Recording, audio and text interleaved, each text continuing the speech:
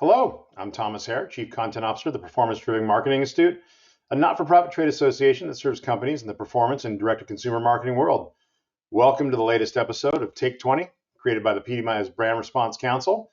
These 20-minute or so live conversations feature leaders in the performance marketing world who are speaking about the hottest topics in the industry, and they're scheduled twice a month. Before we get to today's conversation, a quick housekeeping note. We'll be addressing any questions from the audience at the end of the session, but you do not have to wait to ask your questions. Utilize the questions tab on your control panel to type and send your question in. We'll be collecting them and try to get to as many as possible in the final moments of the episode. As performance marketing has evolved and consumers and marketers start to marvel at AI, it is being used more in marketing. And now most marketing people can call out an AI-generated B2B email, digital ad, and more. But can consumers really tell the difference? And even if they can, do they care? Does an AI-generated marketing touch have less impact and engagement? Is anyone doing A/B split testing to find out? There's a lot of questions in this area, and to tackle them and more, PDMI Brand Response Council Chair and Take 20 host Chris Foster of Modern Postcard is joined today by Urban Legend Productions leader Jack Barrett and Flatworld Group founder Ranjit Mulgaonkar. Welcome, everyone. Chris, take it away. Thomas, thank you so much for that introduction. Jack, Ranjit, welcome in. So excited you guys are here. Like Tom said, AI has become a de facto tool now in the marketer's tool belt. There are patterns though that are emerging, and I think as marketers, we can sniff them out, right? Especially if you see content with some trite adjectives like game-changing or innovative or breakthrough, or, there's always that summary at the end when it realizes what you've just read to now will reinforce and it seems so stilted and goofy. AI video is pretty close, but it's also easy to sense when it's been created without a human touch. The ears are wrong, the mouths don't quite work, it just doesn't seem real. So there's an interesting study by a group called Dentsu, kind of showing the general level of enthusiasm amongst various generations for AI. So a couple of stats to throw out at you. 75% of consumers think brands should disclose their customer experience over ones that do not. Maybe it's just that ease of use, it's the chat bot, it's the phone that kind of moves them along. But here's what's really important. 78% believe that AI will be a part of our lives in the next 10 years. So I don't think it's a question of if. AI is definitely here to stay, but it's not just here to stay, it's here to expand. Does it matter if consumers care? Do they see AI and then are they off put by it? Or do they just accept what's given to them? Or is AI going to get better, so it's going to get hard to tell? So we don't know. We're going to jump in. Jack, I'm going to ask you first because we just talked about content generation and content creation from AI.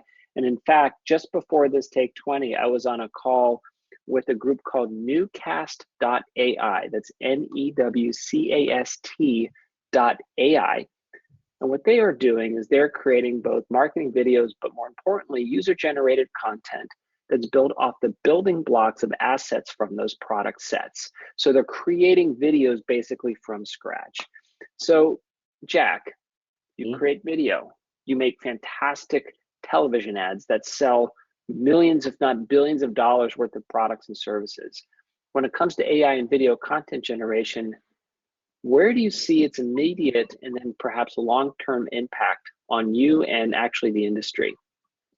Yeah, certainly a strong impact, both immediate and long-term. And I think, and that's growing day by day. I think some of the immediate impact, I think people, certain groups, especially us, are sort of dabbling in it at first. We're not all in making AI, fully AI generated. We're using it for idea generation in small doses. For example, a lot of audio work that we're doing, cleanup, or if we have a problem with a take or something like that, we can use AI to help rescue some of that. Translations, certainly, and subtitles. So dabbling, I guess. We're not fully in and creating fully AI generated content yet, but that I think is the long term. I think that's coming for sure. I think along with sort of helping a little bit along the lines of the feedback would be predictive. What's going to resonate with people. getting help with that sort of predictive analysis. And I think the long term is definitely some generated images. I could see ourselves using it at first for maybe images that are difficult to attain.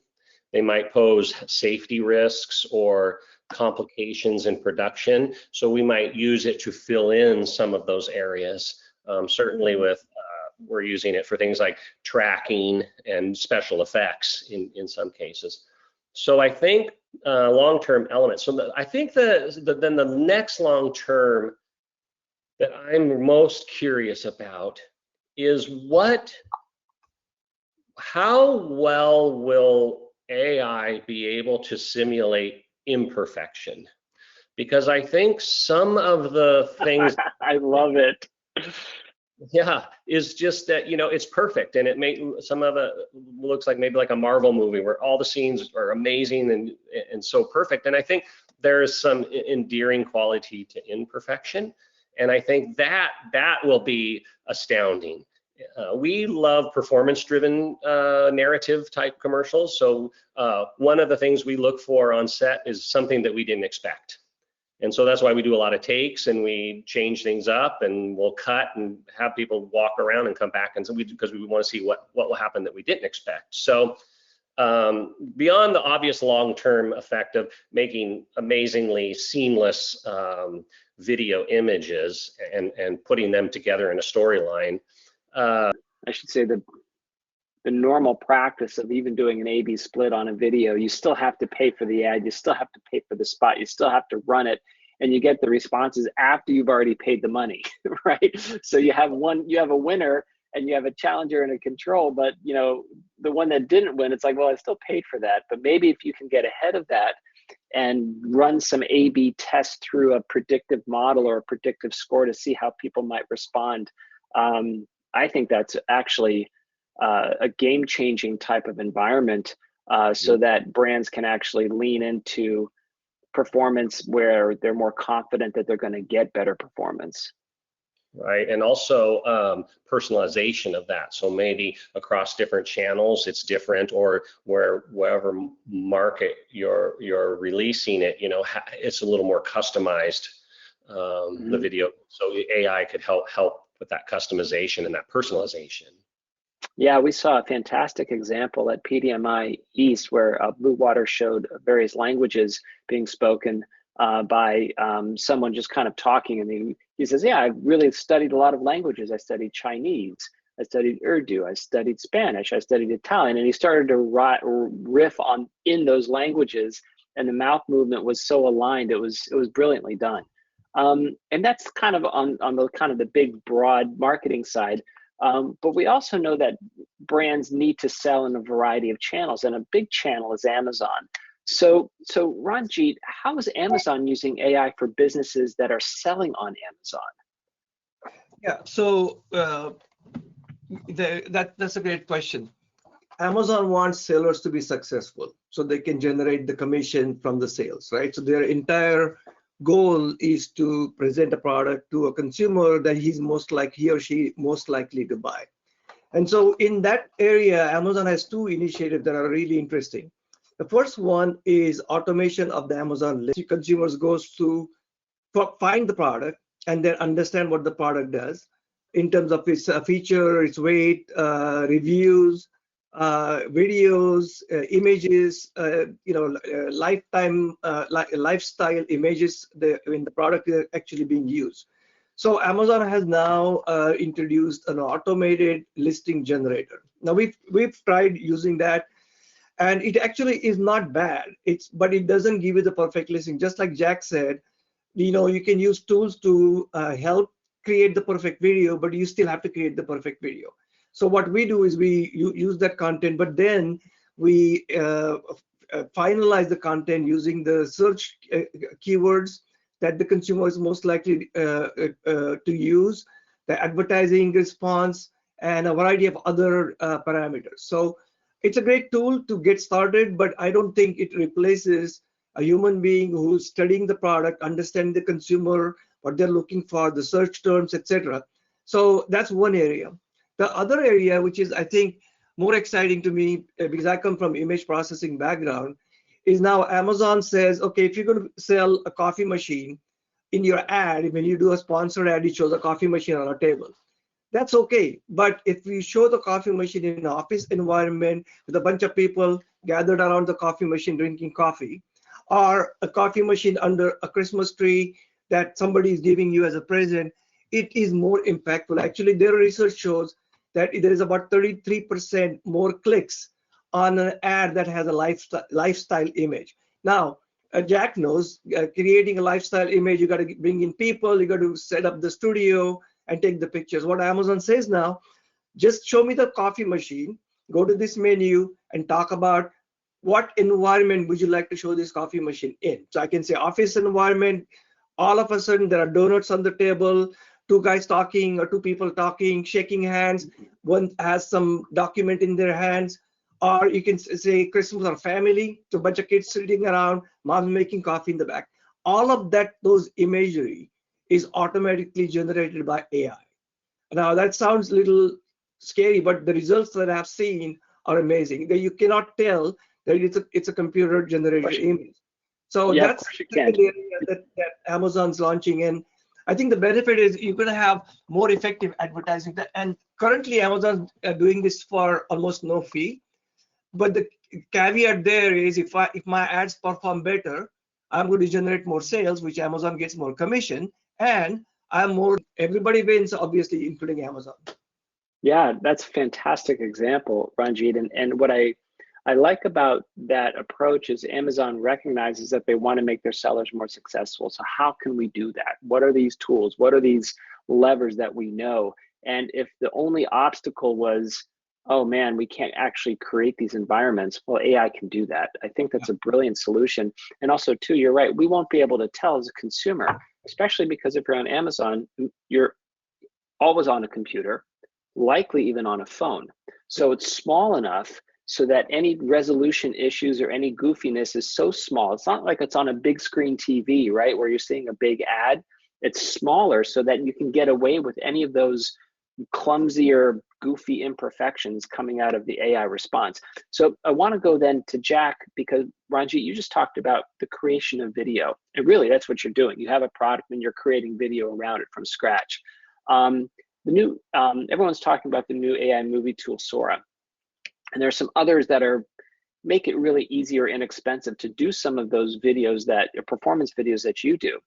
So I guess my question for you is, you're a professional who understands the best practices of direct response. You know, and you've made an art and a living out of turning stories into something that can create response, right? It's a beautiful art and commerce blend, so congratulations.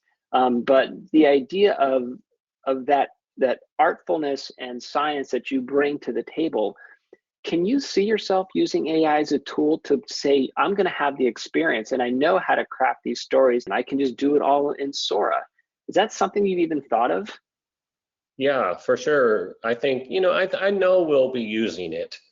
I just don't know what capacity, if it's a soup to nuts capacity, or whether it's elements or parts, or whether it's right for a certain approach, because sometimes there is equity in having actors, and like I said, having even maybe AI can't help me come up with what I didn't know that I wanted, and so that collaboration of actors and crew and all of these people, but there's still that element. So I really do think we'll be using it for everything from previs to actual shots, like I said, that we can't get or are too difficult or we missed or we decided later would be a great addition and it doesn't make sense to start a production. So I don't know about the whole using for the whole process beginning to end. It's certainly right for some things, but sometimes we still do look for some of that genuineness.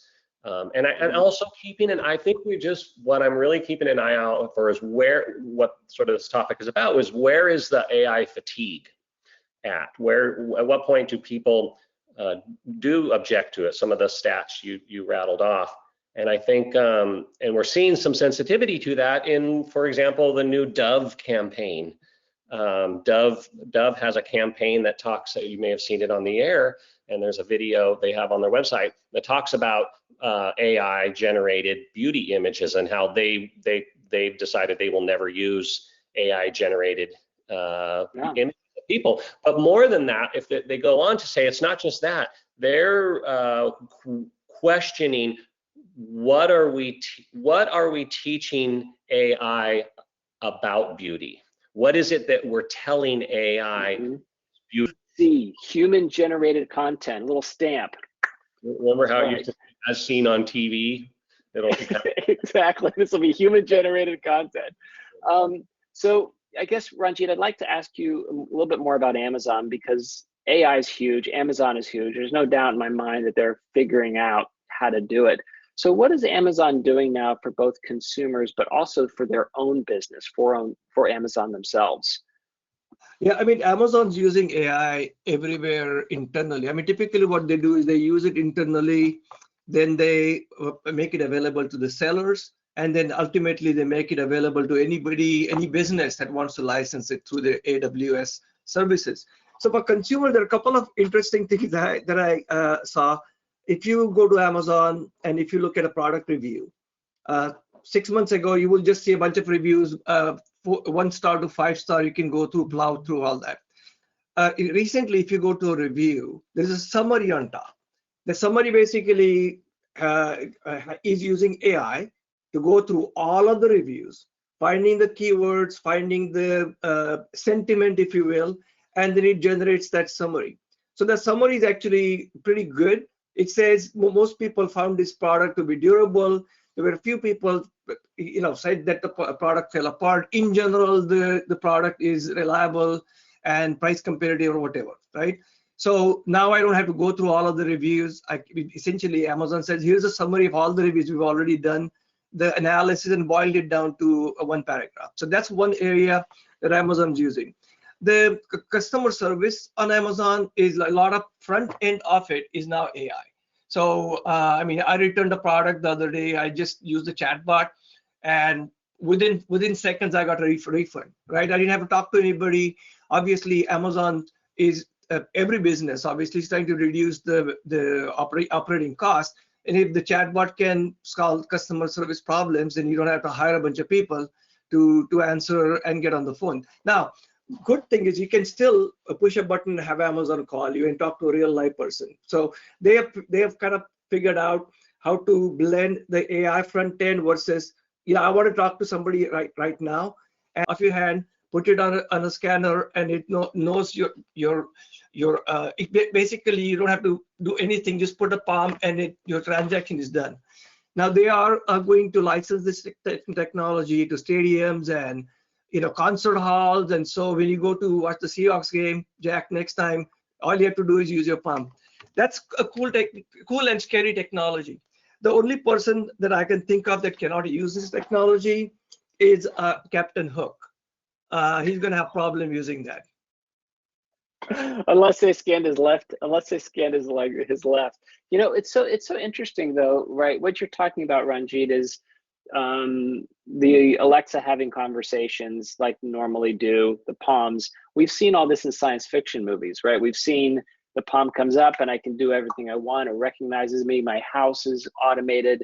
There's no doubt that this is going to change all of our lives. I think from a performance marketing standpoint, Jack, I do think that your insight of customers caring or not, and some of us are going to want this real person type of thing. I think that that's going to be true. I think that if there is a complete AI video person, I think that there's enough humanness in us to sense that. So it might end up being not the full creation, but enough of the enhancements or optimization, making things more efficient or effective, that can actually help consumers kind of still get the human touch, but make it easier for marketers to use it. You guys are awesome. I don't know the answers to these questions, but I'm sure there are more questions coming from our audience. So we're already at 11:25. John and or Thomas, do you have some questions that are coming through from our guests? We do. We have a couple of good ones, and then I have one as well, just offhand. And I did double check this well after I received it. Recent studies have shown that consumers are half as likely or less to have a positive view of AI as advertisers do. How do you think performance marketers can close this gap? Well, I think one way is just to make, still be using it still requires someone to tell the AI what to do or what you want. And I think that those instincts, making sure you close the gap by making great marketing materials that resonate with viewers and introduce them to products and services they need, and in a way that they can imagine themselves using them.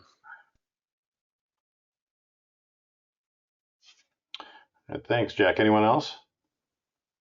No, I think, but personally, I think no matter how much AI is available, mixing the AI with human knowledge and experience is actually the best solution. I don't think it's going to be 100% AI or 100% human. We use AI tools just to reduce time tippet, optimize, customize the message, whether it's Amazon ads or, in Jack's case, an infomercial. Yeah, I think it gets back to what Jack said earlier, that I have to believe that we all recognize and want some humanness in our engagement and communications, even with brands, right? Because we know that Generation Z in particular want to have a relationship with brands and not just have a transactional, perspective, right? They want to be a part of that tribe. They want to engage. You can only do that if there's a human being or a voice or a culture that you're buying into. That's got to come from the human spirit. Makes sense. Another concern question. Does anyone have big concerns about how AI will affect the collection and use of consumer data? Obviously, there's an opportunity here, but consumers are already privacy conscious, and it seems like any misuse of AI could poison that well further. Thoughts on that? Yeah, there's a study that I've read, the market research that I've been reading. There are a couple of concerns. Privacy is definitely one, but also copyright infringement is another one, because a lot of businesses are now worried about, AI essentially taking stuff that is copyright protected, and it would be impossible to keep an eye and find those violations. So that's the other concern I've seen. Jack? Yeah, I agree. I think there is a lot of privacy concerns, and it's one slice of a large pie of concerns, all the way from deep fakes to to copyright and privacy, and I think you can flirt with a level of just losing the trust, that people don't trust anything anymore. So I think there is if we want to keep using it as a tool, we'll have to find that balance for sure. Yeah, and I think the copyright thing touched on a recent episode or issue or situation with Scarlett Johansson and ChatGPT, where they used her voice from the movie Her, and she's like, "No, fam, I don't want you to do that. Stay away from my voice." But they kind of went ahead and used it anyway. So she filed a lawsuit, and they had to make some adjustments, because that is actually a deep fake that they could get away with it with Scarlett Johansson. Yeah. We don't know what's going to happen. Yeah. Well, actually that leads into something here, Chris, and that's my question. So, and it came up yesterday on another webinar. Publishers seeking confirmation of AI generated content. So I noticed on YouTube, when we post our videos from our webinars, there's been a new question over the last couple months. Basically, is any of this content AI generated? We're not doing AI generated content out of the Take 20s or our other webinars yet. But does anyone out there think that publishers will put labels on AI content eventually, and like very clear AI content. I'm talking about not just publishers, but I'm talking about when you're sitting down watching your TV on on whatever streamer or whatever outlet you're on. Yeah, I think for sure that's coming. You're going to have some sort of label. Yeah. GC, baby, you heard it on PDMI first. like the explicit lyrics label on all my albums from.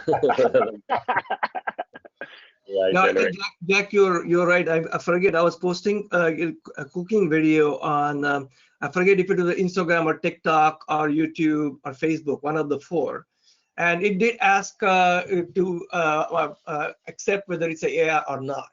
So I believe all of those platforms will now have a declaration whether you have to say it's AI generated or not. So definitely it's coming. Yeah, great. That's interesting. What people are really gonna have to do is really be vocal when they don't use AI. That'll be a huge on the bottom. This was generated by AI. Right. Well, thank you all. Thank you all for taking the time today. Chris, as always, thanks for serving as our stellar host. Jack, Ranjit, you guys are veterans of our stuff, so appreciate you sharing your insights here. Thanks again. Thank you all of you who joined us today. We appreciate it. Our next Take 20 episode is set for Wednesday, June 12th, one of our favorite episodes of the year, the PDMI's Summer Reading List, featuring insightful reading tips from Chris and a group of PDMI council members. Please visit thepdmi.com/take-20 to register for the webinar and check out the upcoming schedule. Finally, online registration continues for PDMI West, October 7th through 9th at Hard Rock Hotel San Diego. Our early bird special pricing on badges for the event expires in about 2 weeks on Friday, June 14th. Those early bird badges are priced at just $295 for PDMI members and $495 for non-members. It's a $100 discount from our regular pre-registration badge prices. And once you have your badge, our specially priced hotel block for the show is open for you to book your room at the Hard Rock. Visit thepdmi.com/PDMI-West to get your badge and get your discounted hotel room today. Thank you again for checking out this episode of the Take 20. Be well. We'll see you soon.